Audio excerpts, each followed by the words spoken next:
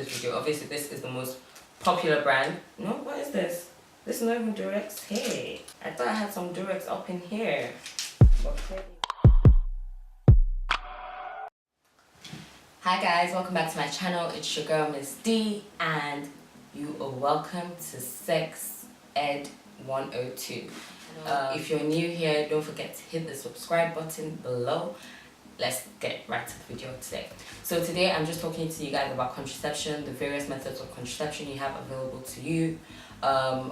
Obviously you shouldn't be having sex until you're married. If you're below the age of 16, I would like you to exit this video. Please, also guys, you might not really want to watch this video, but I mean if you would like to be educated, feel free to carry on watching. First and foremost, you shouldn't be having unprotected sex because sex can change your life in so many ways. In terms of choosing the right contraception for you, everybody is different, so don't just pick, a particular contraception just because your friend is doing it. You should go to your GP, see what they have available and talk to them, and they will prescribe the best one for you and your body type. And contraceptions are 99% effective when used correctly. However, some people do not use it correctly, which leads to issues. More detailed information of the various methods of contraception would be on my blog after this video is released, so stay tuned and check that out. We're just going to dive right in.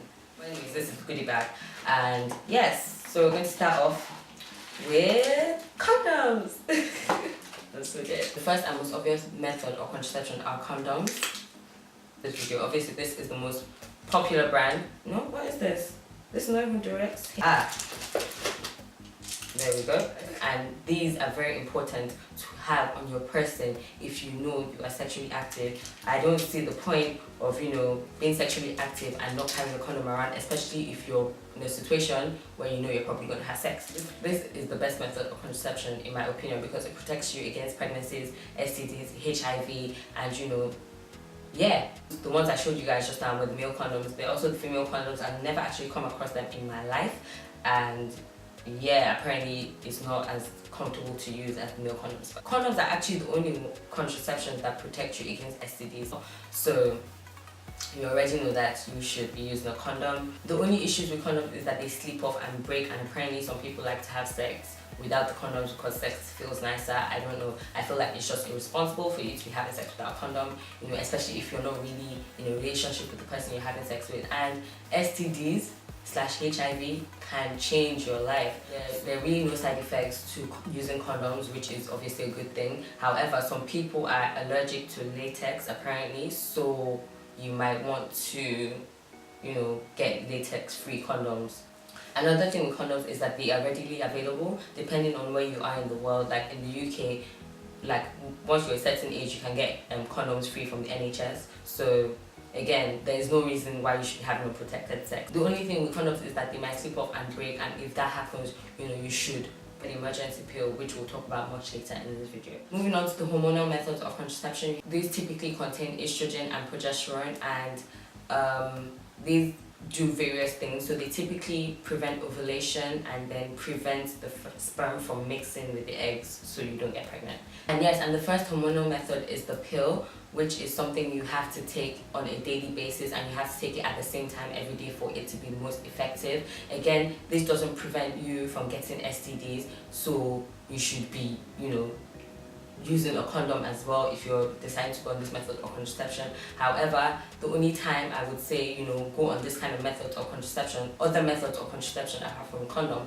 is when you're in a committed relationship, because you shouldn't be just having sex with anybody here, left, right and center, without condoms, because you don't know what anybody has.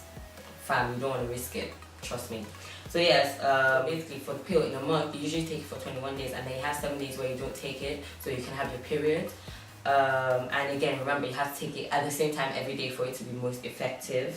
But the pill might have some side effects such as mood swings, and according to my research, there's no evidence of weight gain, so you shouldn't be worried about that. But again, consult your GP before making any decisions. And for the pills, I forgot to mention that there are the pills that just contain progesterone, and then the pills that contain both of the hormones I mentioned.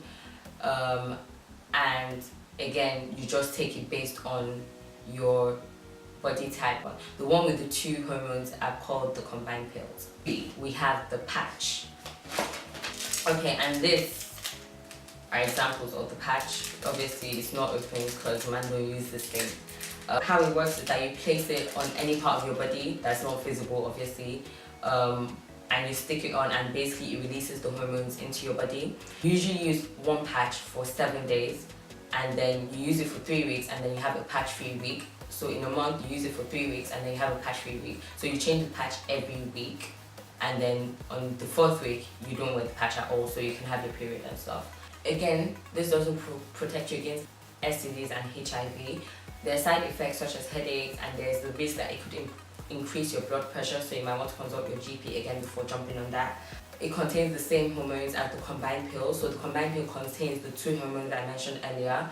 That's it about the patch. Another thing you should know about the patch is that there's a 1-week delay for it to kick in. So if you start using it today, you have to wait 7 days before you can actually have sex without a condom, so you still need to use another method of contraception in the meantime.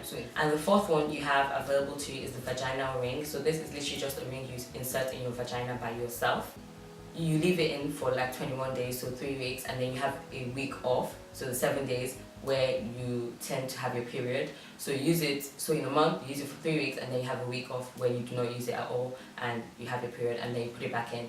The only thing with this one is that it can fall out by itself, so you would need to replace it again. And I think in that time frame you need to use like additional methods of contraception just to prevent you getting pregnant, and it doesn't interrupt sex. And yeah, another thing, it doesn't protect against STDs. So again, do not use it except you have a single partner, okay? Yeah, the 5th thing you have available to you is the injection. Again, this contains hormones, and there are various types of the injection. The most popular one is the one that lasts for 12 weeks, so that is 3 months. And then you have the other ones that last for 8 weeks. And the injection just contains progesterone. This is obviously the best option for people that cannot use hormones or contraceptions containing estrogen because of their body type. It typically lasts for 3 months. You go to your GP, they inject you, and then you have to go back every 3 months to get the shot. So that's 4 times a year, which isn't too bad. The side effects might include weight gain, headaches, mood swings. Again, I mean, injecting hormones into your body is bound to have side effects. And typically your periods might stop. Your periods might become irregular, or they might stop altogether. Again, this doesn't protect against STDs, and if you're planning on having kids in the near future, this might not be the best method of contraception for you, because it takes time for the body to get back to its normal full functioning state. So fertility might be reduced for a while, and will take time to build back up to its normal state. So that's the only thing to bear in mind when opting to go for the injection. The next one is the implant. Again, this is something that's just implanted into your body, like usually in your arm. It lasts up to 3 years. Unlike the injection, fertility returns quite rapidly. After taking it out, you can take it out at any point. However, some medications, I'm not sure exactly which ones, but in the blog post I will find out more information for you guys. But some medications might weaken the effect of the implant. And obviously the side effects include like swelling of the arm and stuff like that, and I think some weight gain as well. And not the last one, but the second to last one is the long-acting reversible contraception. Now this is called an IDU. It usually lasts from 5 to 10 years, and it is basically a T-shaped copper or plastic device that is inserted into the womb. So you have to go to your GP to get this inserted, and again it lasts for 5 to 10 years. So if you're looking for something pretty long term, this is probably a good option for you. It might make your periods heavier, so that is something to bear in mind when opting to go for this method of contraception. And it doesn't protect against STDs again, so you already know I can't keep repeating the same thing. And there's the risk of infection just because there's something foreign in your body, but this is highly unlikely. But it's also something you should discuss with your GP when opting for this method of contraception. How it works is that it stops the eggs and the sperm from surviving in the womb, so it kills them and doesn't allow them to mix, therefore preventing pregnancy.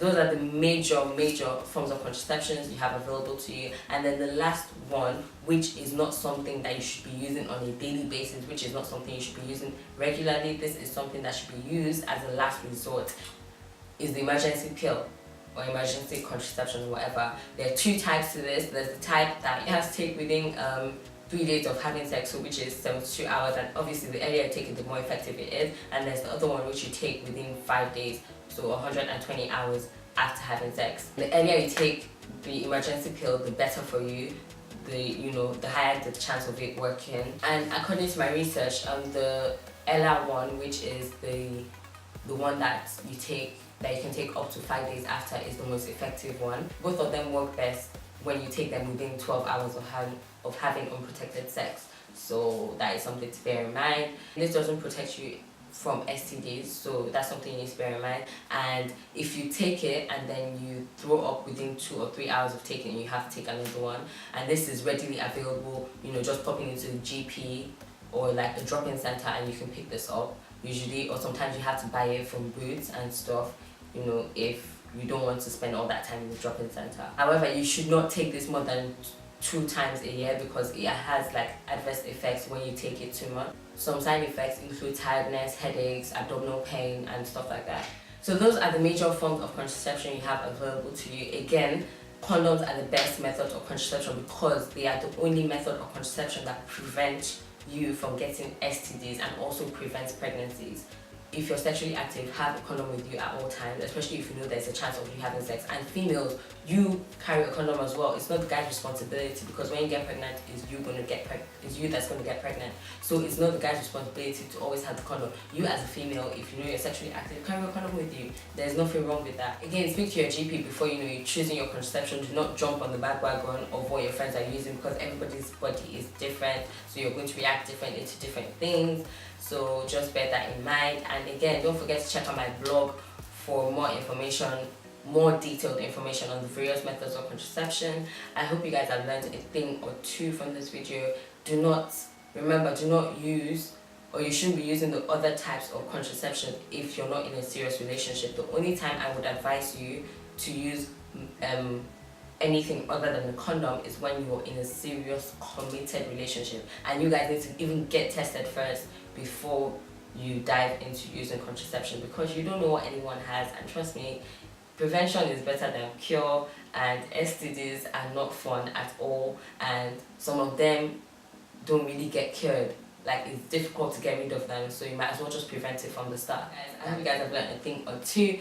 Again, if you haven't subscribed, hit the subscribe button down there. If you feel like there's anything I've missed, please comment below so I can include that in my blog post. And yes guys, it's your girl Miss D, and I will catch y'all later.